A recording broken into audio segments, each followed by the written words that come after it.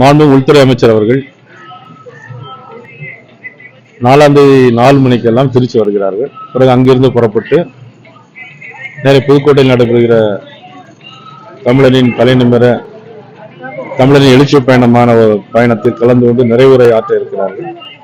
அந்த இரவே நடைபெற கோர் கமிட்டி கூட்டத்தில் கலந்து கொள்கிறார்கள். மறுநாள் காலையில் ஸ்ரீரங்கம் ரங்கநாத சாமியை வழிபடுவதற்காக சென்றுவிட்டு 11 மணிக்கு அங்கு நடைபெறுகிற பொங்கல் விழாவிலும் கலந்துவிட்டு அங்கிருந்து நேரடியாக டெல்லி செல்கிறார். அடிக்கடி உள்துறை அமைச்சருடைய தமிழக வருகைங்கிறது தமிழக அரசியலில் மாற்றத்தை, அதாவது வரக்கூடிய தேர்தலில் மாற்றத்தை எதிர்பார்க்க முடியுமா? எந்த மாதிரியான மாற்றத்தை எதிர்பார்க்க? நிச்சயமாக தமிழகத்தில் மிகப்பெரிய மாற்றத்தை தமிழக மக்கள் எதிர்பார்த்துக் கொண்டிருக்கிறார்கள். அது மாண்புமிகு உள்துறை அமைச்சர், மத்திய உள்துறை அமைச்சர் அமித்ஷாவுடைய தலைமையிலே மிகப்பெரிய மாற்றம் தமிழகத்தில் நிச்சயமாக ஏற்படும். தேர்தலுக்கான கூட்டணியினுடைய பணிகள், தேர்தல் பணிகள் என்ன நிலவரம் இருக்கு? எப்போ பேச்சுவார்த்தை? இல்ல, இன்னும் 3 மாத காலம் இருக்கிறது.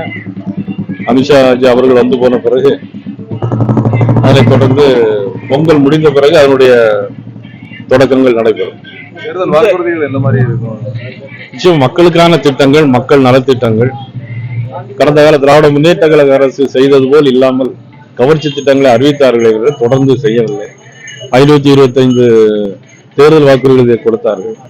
1-2 தவிர எதுவுமே மக்களுக்கு சென்று சேரவில்லை. தமிழருடைய வளர்ச்சி திட்டங்கள் எதுவும் கொண்டு வரப்படவில்லை. மக்கள் நல்வாழ்வுத்துறையாக இருந்தாலும் சரி, உயர்கல்வித்துறையாக இருந்தாலும் சரி, பள்ளி கல்வித்துறையாக இருந்தாலும் சரி, எதுவுமே முறையான மக்களுக்கான நன்மதிப்பை பெறவில்லை. அதே நேரத்தில் எல்லா இடங்களிலும் போதைப் பொருட்கள், தினசரி படுகொலைகள், வட இந்தியர் வேலைவாக்கர்கள் இங்கு தாக்கப்படுகிறார்கள், கொலை செய்யப்படுகிறார்கள். இதையெல்லாம் கண்டுகொள்ளாத ஒரு அரசாக திராவிட முன்னேற்ற கழக அரசு இருக்கிறது. இதற்கு நிச்சயமாக மாற்று அரசு நிச்சயமாக வர இருக்கிற தேர்தல் அமையும். இந்த கூட்டணியில் வந்து பிஜேபி எத்தனை தொகுதியில போட்டியிடணும்னு அது இப்போன்னு சொல்ல முடியாது. பேச்சுவார்த்தை தொடங்கிய பிறகு தமிழகத்துல வந்து இந்த கூட்டணியுடைய தலைமை அதிமுகவோ பாஜக? அது ஏற்கனவே நாங்க சொல்லியிருக்கோம். பாரதிய ஜனதா கட்சி மிகப்பெரிய கட்சி, அகில இந்திய அளவில், உலக அளவில். தமிழகத்தை பொறுத்த மட்டும் அண்ணன் இபிஎஸ் அவர்கள் தலைமையில் இந்த கூட்டணி அமையும். நடிகர் விஜய்க்கு அழைப்பு விடுவீங்களா? பொறுத்திருந்து பார்ப்போம். திருத்தணியில் வந்து வாலிபர் தாக்கப்பட்டது திருமாவளவன் கண்டனம் 3-4 நாளைக்கு அப்புறம் மதிப்புக்குரிய திருமாவளவனுக்கு இப்பொழுதுதான் ஒருவேளை இந்த விஷயங்கள்லாம் தெரியுதோ என்னவோ புரியல. அதுக்கு முன்னாலேயே அதே திருத்தணியில் ஒரு வட இந்திய வாலிபர் படுகொலை செய்தார்.